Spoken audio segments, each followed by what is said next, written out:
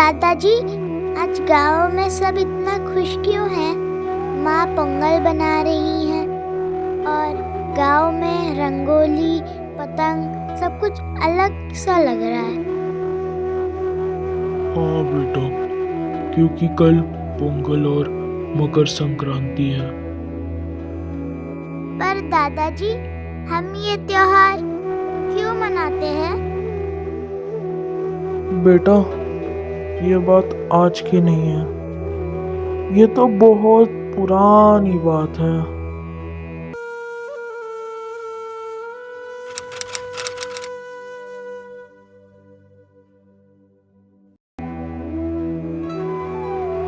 बहुत पहले बेटा, जब मशीन नाम की चीज नहीं होती थी,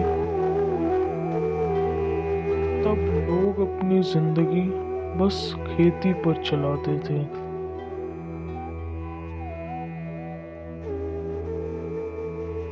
एक किसान सूरज के उगने से पहले उठता और सूरज के डूबने के बाद घर लौटता।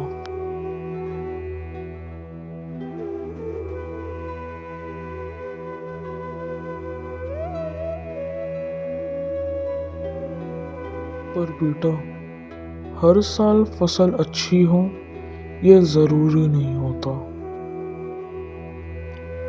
कभी बारिश कम होती है और कभी ठंड ज्यादा होती है, पर एक किसान अपनी मेहनत नहीं छोड़ता और फिर एक दिन कुदरत एक निशानी देती है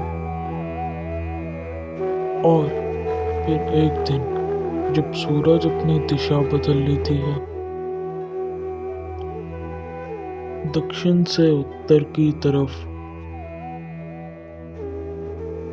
इसी दिन को मकर संक्रांति कहा जाता है। इस दिन के बाद दिन बड़े होने लगते हैं और खेती के लिए नया समय चालू हो जाता है।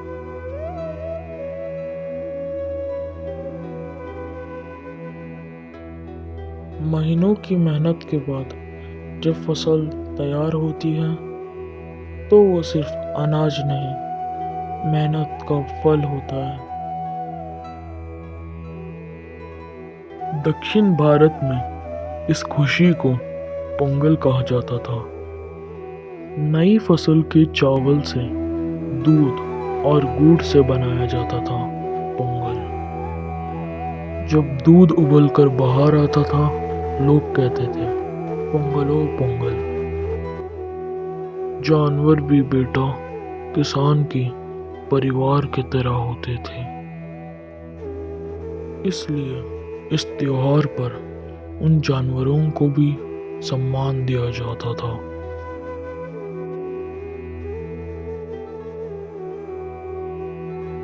पतंग उड़ाते हुए सूरज का स्वागत किया जाता था बेटा। ये खुशी और नई शुरुआत का निशान होता था।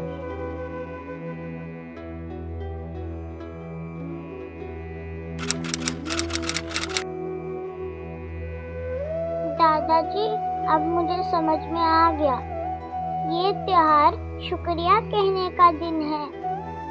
बिल्कुल बेटा, सूरज, प्रकृति और किसानों का धन्यवाद। पोंगल का त्योहार हमें सिखाता है मेहनत की कदर और नए शुरुआत की विश्वास। Happy Pongal and Makar Sankranti.